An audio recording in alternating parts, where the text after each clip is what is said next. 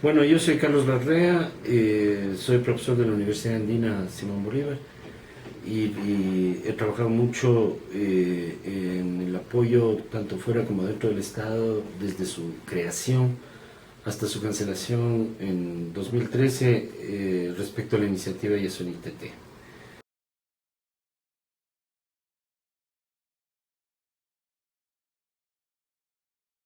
Bueno, todos ustedes saben el bloque 31 que fue administrado por Petrobras fue luego devuelto al Estado. Petrobras no renovó su contrato con la nueva ley de hidrocarburos y a partir, me parece, de 2012 fue transferido a Petroamazonas. Petroamazonas desarrolló una infraestructura muy extensa porque veía en el bloque 31, que es vecino al ITT, la posibilidad de desarrollar una estructura conjunta para la explotación de los dos bloques. Hay que recordar que el bloque 31 tiene muy pequeñas reservas de petróleo, que además tiene un corte de agua muy alto. Por consiguiente, la explotación aislada del bloque 31 no es demasiado atractiva. Tal vez esa fue una de las razones por las que Petrobras decidió retirarse. Y en todo caso, Petroamazonas desarrolló en primer lugar toda la infraestructura desde Den-Yuturi hasta el bloque 31 en el río Napo, hasta el inicio del bloque 31 para transportar mediante oleoductos y una carretera el petróleo que saldría de este bloque, y luego construyeron una carretera como está ampliamente documentado en GeoYasuni y también por National Geographic. Esa carretera en diciembre del 2012 ya estaba construida y en septiembre del 2013 tenía una extensión de, me parece, más de 20 kilómetros en todo caso. Sí, los detalles pueden ver ustedes en GeoYasuni. Hay una información satelital en ese sentido muy clara. Y de esa manera se ha construido, en definitiva, la infraestructura, básicamente oleoductos y una carretera que puede permitir la explotación conjunta del petróleo en el bloque 31, en el bloque 43, o sea, en el ITT. Respecto al ITT, la situación es mucho más compleja. ¿A qué me refiero? De acuerdo con el informe que presentó luego de que Correa decidiera abandonar la iniciativa Yasuni-TT y autorizar al Estado para sacar petróleo, el Ministerio de Recursos Naturales No Renovables envió un informe al Congreso para recibir la autorización para explotar el ITT. Y en ese informe ellos plantean que la explotación del ITT tendría necesidad de una inversión de capital de 5.500 millones de dólares. Es importante pensar en eso, porque ningún proyecto en la historia económica del Ecuador ha requerido una inversión tan alta. Esto es muchísimo dinero, ¿sí? Pensemos, por ejemplo, en el Coca-Cola Sinclair, que es el proyecto más grande de infraestructura que se ha desarrollado en el Ecuador. No estoy seguro en este momento, pero me parece que este proyecto cuesta 1.200 millones de dólares o algo así. Esto quiere decir como 4 veces menos de la cantidad de dinero que se necesitaría para extraer el ITT. Y el problema es muy simple: Petroamazonas no tiene ese dinero. Y al no tener ese dinero, entonces hay algunas posibilidades. La una es que Petroamazonas se asocie con una empresa que le provee la tecnología y el dinero para extraer el ITT. Empresas en el mundo que pueden tener interés, hay muchas en este sentido, ¿sí? Pero tendrían que crear una licitación o hacer un contrato. Hasta ahora no ha avanzado nada en ese sentido. Tampoco sé quiénes podrían tener interés por parte de las empresas transnacionales o chinas para hacer esto. La segunda sería que tal vez por venta anticipada de crudo, como lo han hecho con China, o por medio de un crédito del Banco de Desarrollo Chino, que son créditos que se dan con un interés bastante alto, 7,5% aproximadamente, obtengan el financiamiento para explotar el ITT. No, que yo sepa, no se ha avanzado nada en ese sentido. Es verdad que el Estado es muy hermético, o sea que la información simplemente no existe. Pueden estar haciéndose estas negociaciones. No digo que no se están haciendo, pero que al menos no tenemos ninguna constancia de que se haga.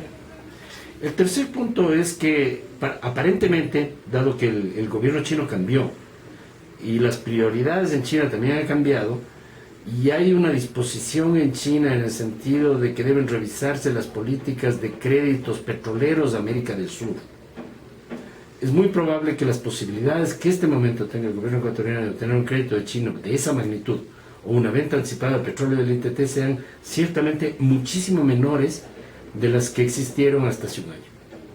Por consiguiente, yo pensaría que el panorama para obtener sea un socio extranjero o un préstamo muy grande para explotar por parte de Petroamazonas del ITT son bastante restringidas.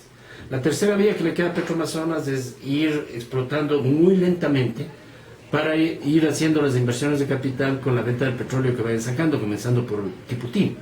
Parece que han optado por este camino. De ser así, no tengo ninguna evidencia, pero de ser así la explotación del ITT se demoraría muchísimo tiempo. ¿Sí? En consecuencia, tomando en cuenta todos esos elementos, hay un cuarto elemento, que es el precio del petróleo. Nunca antes, en los últimos 5 años, ha habido una situación tan conflictiva a nivel internacional. Vamos a recordar algunos de estos conflictos. La guerra civil en Siria, que es una guerra que ha demorado muchos años, pero que está tremendamente recrudecida en el Medio Oriente. Segundo, el resurgimiento de la guerra civil en Libia. Libia es un país petrolero, produce como 3 millones de barriles diarios. Tercero, una intensificación de la conflictividad en el Medio Oriente que se ve en Yemen, se ve en Qatar, incluso Arabia Saudita está en una situación difícil. Uno de los más grandes países productores y con mayores reservas del mundo de petróleo, que es Irak, acaba de dividirse en 3 países y se encuentra en una situación de guerra. Prácticamente hay un país kurdo, hay un país tomado por los sunitas, que en este momento han formado este estado de Levante y Siria, y por otro lado el régimen de Bagdad. Prácticamente está comenzando una nueva guerra civil en Irak, ¿sí? Que crea una situación de mucha tensión. Para colmo, en Ucrania prácticamente hay una invasión del ejército ruso. Se tomaron Crimea y ahora están avanzando hacia el este. Bueno, en este contexto internacional que no puede ser más conflictivo, en los últimos meses el precio del petróleo ha bajado de $105 a $93. Nunca antes ha pasado eso, que con una situación tan conflictiva el precio del petróleo esté bajando tan rápidamente. Esto es una manifestación muy clara de la sobreoferta petrolera que hay a nivel internacional, porque Estados Unidos ha aumentado el año pasado su producción de petróleo en 2 millones de barriles diarios. Todo esto hace pensar que en un futuro próximo y predecible los precios del petróleo van a seguir bajando. Y esto crea una situación adicional de estrangulamiento y hace más difícil la inversión en proyectos petroleros complicados, como es el caso del ITT, por la característica del crudo, que es un crudo pesado, por las características del suelo, que es un suelo pantanoso, por las características socioambientales y los conflictos existentes, etc. Entonces, desde ese punto de vista, yo podría conjeturar, esto no es más que una conjetura, pero podría pensar que es muy probable un escenario en el cual, si bien se sigan dando pasos para la explotación del campo ITT, estos pasos se hagan de una forma relativamente lenta y que fuera de Tiputín, en los casos de Tambococha y sobre todo Espingo, que queda allá en la zona intangible, esto se va a demorar mucho tiempo. Entonces eso básicamente implica que la discusión sobre extracción o no de petróleo en el ITT va a ser una discusión de larga duración. O sea, no es que está todo perdido y que al día siguiente, del 15 de agosto del 2013, ya comenzó una enorme movilización de capital y de maquinaria para extraer petróleo del ITT. Los planes presentados implicaban que el petróleo iba a salir en el 2016 en pequeñas cantidades. No creo que se logre esa meta. Es posible que se demore más.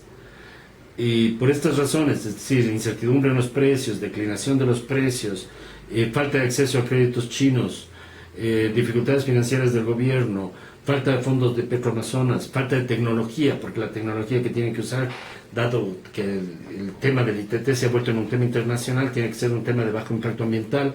Ciertamente Petroamazonas no lo ha hecho en el bloque 31, no sé si tengan la tecnología o la disposición para hacerlo fuera del bloque 31, pero claro, por todas esas razones me parece que estamos en un punto en el cual, si bien va a haber algunas acciones de inversión como se han anunciado recientemente, En el caso de Tiputinia, todo este proceso creo que va a ser un proceso más bien lento.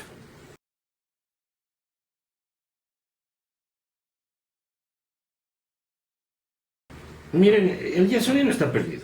Yo pienso que, por varias razones. Primero, el Parque Nacional Yasuní no es solo el bloque Tretello, ni el Parque Nacional Yasuní es solo el bloque Tete.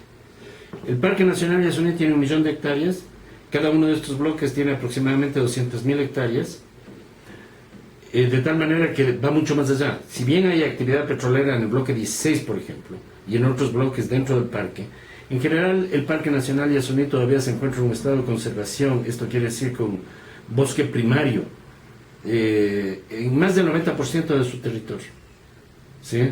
Entonces, en ese sentido, si bien hay efectos devastadores, por ejemplo, de la cacería ilegal, de la tala de madera, además del peligro de extracción petrolera, todavía el estado de integridad del parque es muy grande.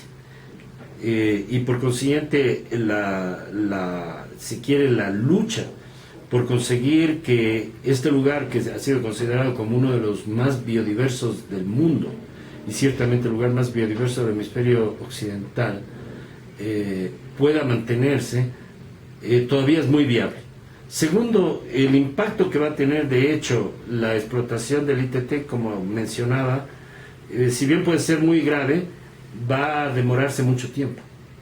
Por consiguiente, creo que este va a ser un tiempo de debate, de discusión, de lucha, y en ese sentido consideraría que simplemente estamos entrando en una nueva etapa de un proceso de larga duración por la defensa de la integridad del Parque Nacional Yasuní, pero que existen muy buenas condiciones